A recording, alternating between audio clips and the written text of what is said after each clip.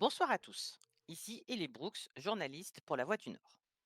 Si je prends aujourd'hui la parole, ce n'est pas pour couvrir un simple fait divers ou revenir sur une intervention de plus, mais pour ouvrir une réflexion collective sur la situation actuelle de notre État et sur ce que nous sommes en train de devenir.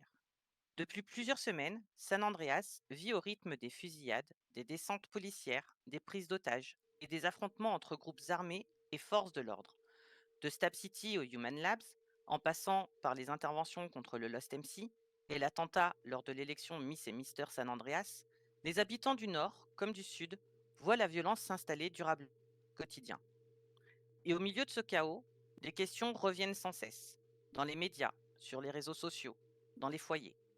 Qui est responsable de cette violence? Qui a commencé? Qui est dans son droit? Qui assassine qui? Depuis le référendum sur le mur séparant Los Santos et Blaine County, la fracture semble encore plus profonde. Les accusations politiques, les discours de défiance, la vidéo de source Q, les soupçons de manipulation, tout cela nourrit un climat où chacun choisit son camp, où chacun cherche un coupable.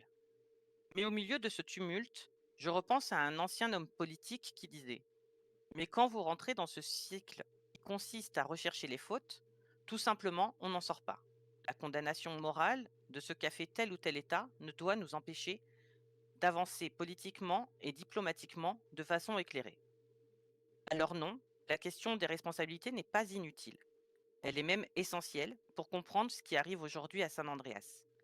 Mais elle ne suffit pas à arrêter les tirs, elle ne suffit pas à empêcher les morts, elle ne suffit pas à calmer une population qui vit désormais dans la peur permanente d'une nouvelle nuit de violence. Et si le vrai problème était là?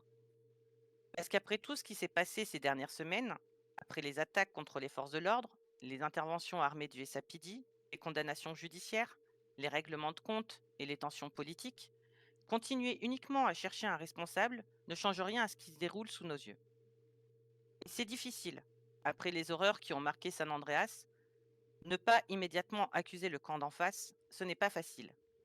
Mais est-ce que ce n'est justement pas le rôle des responsables politiques, des institutions et même des médias de résister à cette facilité?